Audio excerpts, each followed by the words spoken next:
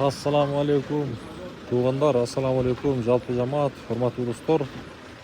Жалпы биздин Так маалымат каналыбыздын катталуучулары, алыстан жакындан көрүп жаткан мекендештер, амансыздарбы?